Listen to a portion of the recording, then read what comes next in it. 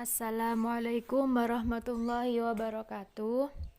Di sini saya perwakilan dari kelompok 1 akan menerangkan mengenai bisnis perspektif Islam yang terdiri dari beberapa konteks. Yang pertama, Table of Context. Yang pertama, pengertian bisnis Islam. Yang kedua, dasar hukum bisnis dalam Islam.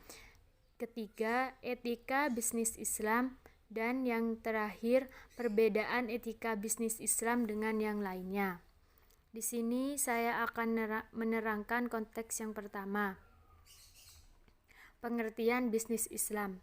Bisnis dapat diartikan sebuah kegiatan yang terorganisir karena di dalam bisnis ada banyak kegiatan yang dilakukan. Kegiatan dimulai dengan input berupa mengelola barang, lalu diproses setelah itu menghasilkan output berupa barang setengah jadi atau barang jadi. Sedangkan secara etimologi, bisnis merupakan arti di mana seseorang atau sekelompok dalam keadaan yang sibuk dan menghasilkan keuntungan atau profit bagi dirinya atau kelompok.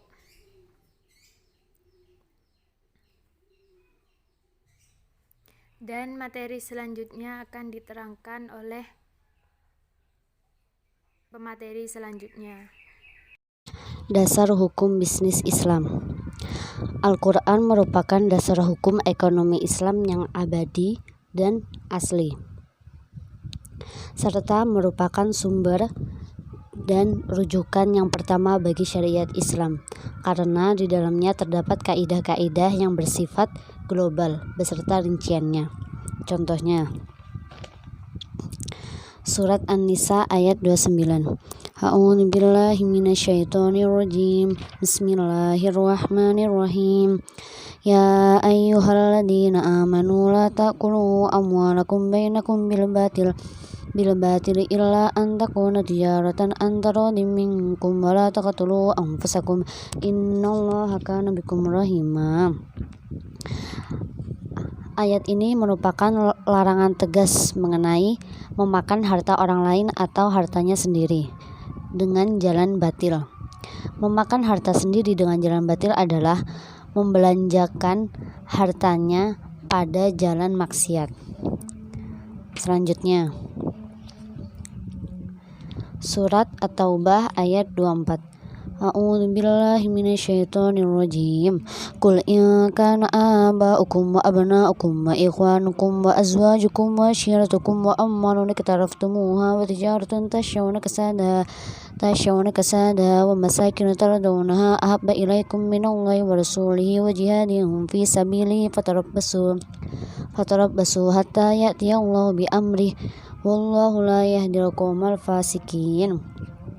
Katakanlah kepada kaum mukmin, sesungguhnya kalian lebih mengutamakan ayah-ayah, anak-anak, istri-istri, saudara-saudara, kaum kerabat, dan harta benda dengan yang kalian kumpulkan, dan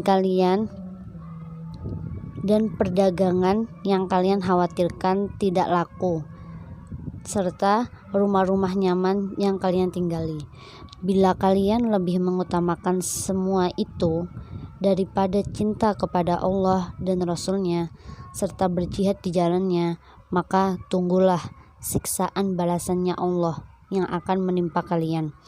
Dan Allah tidak memberikan taufik kepada orang-orang yang keluar dari ketaatan kepadanya. Dan yang terakhir, Surat An-Nur ayat 37. A'udzu billahi minasyaitonir rajim. Bismillahirrahmanirrahim. Rijalul la tulhihim tijaratu wa la bai'un an dzikrillahi wa iqamis sholati wa ita'iz zakah. Yakhafuna yawman tataqallabu fihi al-qulub wal absar. Ayat ini menjelaskan tentang hari kiamat. Di antara orang-orang yang akan diberi Allah pancaran nur ilahi itu ialah orang-orang yang selalu menyebut nama Allah di masjid-masjid pada pagi dan petang, serta bertasbih mensucikannya. Etika bisnis dalam Islam. Etika berasal dari bahasa Yunani yaitu ethics yang artinya akhlak, budi pekerti, sosial, moral, dan sopan santun. Bisa juga disebut adat kebiasaan hidup seseorang dengan melakukan perbuatan baik dan menghindari hal-hal tindakan yang buruk. Etika seringkali dihubungkan dengan moral, yang mana moral adalah nilai atau norma yang menjadi pegangan seseorang dalam mengatur tingkah lakunya yang berkaitan dengan bisnis suatu perusahaan. Sedangkan bisnis Islam adalah pengelolaan atau pengembangan modal untuk mendapatkan keuntungan yang dilakukan dengan cara mencari keridhaan Allah Subhanahu wa taala atau bertujuan jangka pendek sekaligus jangka panjang, yaitu sebagai tanggung jawab pribadi, sosial di hadapan masyarakat, negara, dan Allah Subhanahu wa taala. Etika bisnis Islam adalah seperangkat nilai tentang baik buruk, benar salah, halal haram, dan apa-apa yang boleh dan tidak boleh dilakukan dalam berbisnis yang berdasarkan prinsip moral sesuai syariah. Terdapat ketentuan umum etika bisnis dalam Islam, yang mana yang pertama adalah kesatuan tauhid. Kesatuan tauhid merupakan memadukan aspek kehidupan muslim baik dalam bidang ekonomi, politik, sosial, dan mementingkan konsisten dan aturan yang menyeluruh. Yang kedua, keseimbangan atau equilibrium atau adil, yang mana berbuat adil dan tak terkecuali pada pihak yang gak disukai. Ketiga, kehendak bebas atau free will, yang mana kebebasan yang tidak merugikan kepentingan bersama. 4.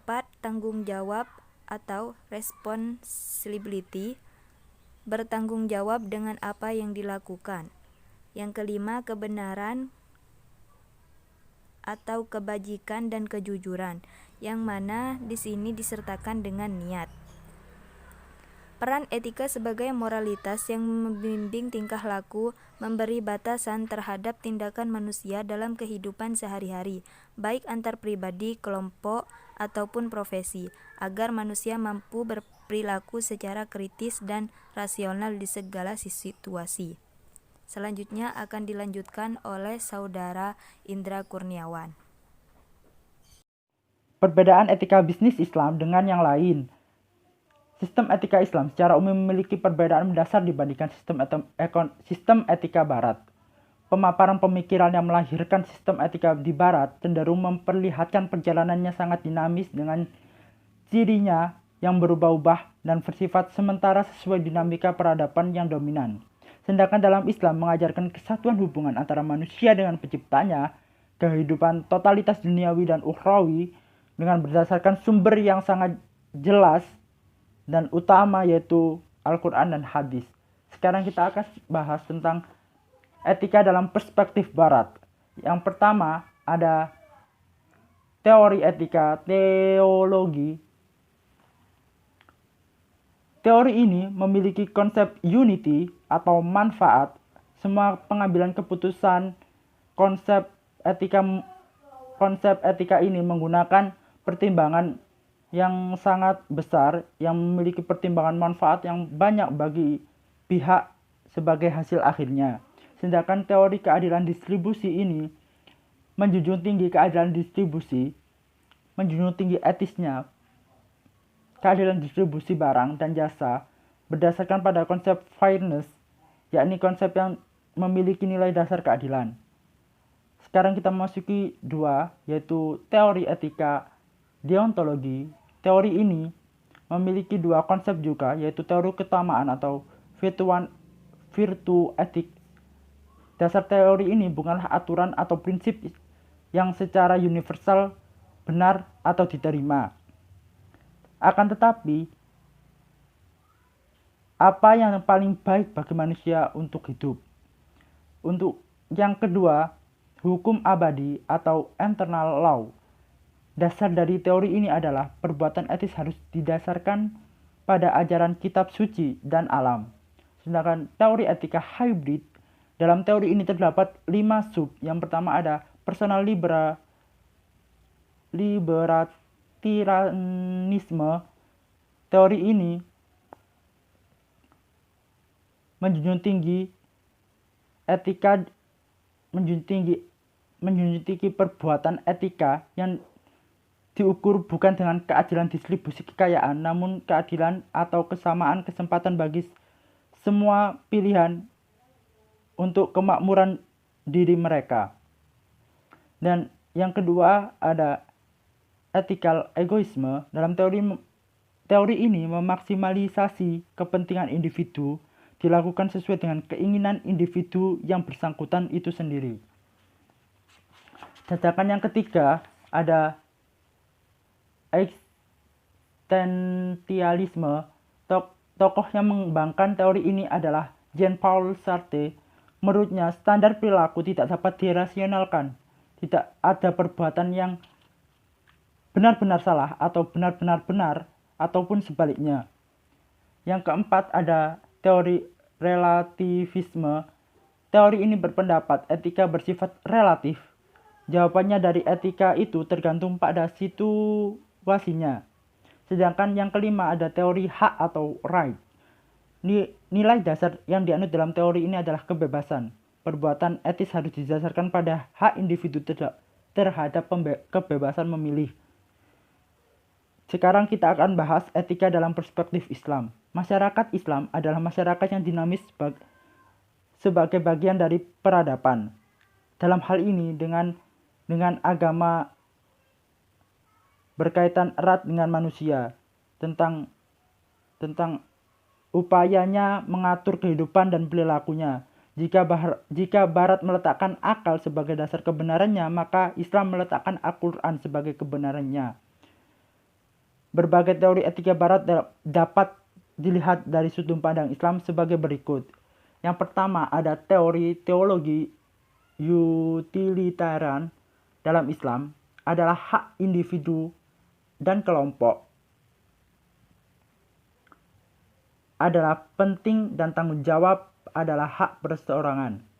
Sedangkan yang B, distributive justice atau teori keadilan distribusi dalam Islam adalah Islam mengajarkan keadilan. Hak orang miskin berada pada harta orang kaya. Islam mengakui kerja dan perbedaan kepemilikan kekayaan. C. Deontologi dalam Islam adalah niat baik tidak dapat mengubah yang haram menjadi halal. Walaupun itu tujuan niat dan hasilnya baik, akan tetapi apabila caranya tidak baik, maka tetap tidak baik. Yang D ada internal law atau hukum abadi dalam Islam adalah Allah mewajibkan manusia untuk mempelajari dan membaca wahyu dan ciptaannya. Keduanya harus dilakukan dengan seimbang. Islam mewajibkan manusia aktif dalam kegiatan duniawi yang berupa muamalah sebagai proses penyucian diri. Yang kelima ada relativisme dalam Islam adalah perbuatan yang manusia dan nilainya harus sesuai dengan tuntutan Al-Quran dan hadis. Prinsip konsultasi dengan pihak lain sangat ditekankan dalam Islam dan tidak ada tempat bagi egoisme dalam Islam. Yang keenam ada teori hak dalam Islam adalah menganjurkan kebebasan memilih sesuai kepercayaannya dan menganjurkan keseimbangan. Kebebasan tanpa tanggung jawab tidak dapat diterima dan tanggung jawab kepada Allah adalah hak individu. Mungkin itu yang bisa kami sampaikan, semoga bermanfaat. Sekian dari kelompok kami. Wallahul muwaffiq ila aqwamit thoriq. Wassalamualaikum warahmatullahi wabarakatuh.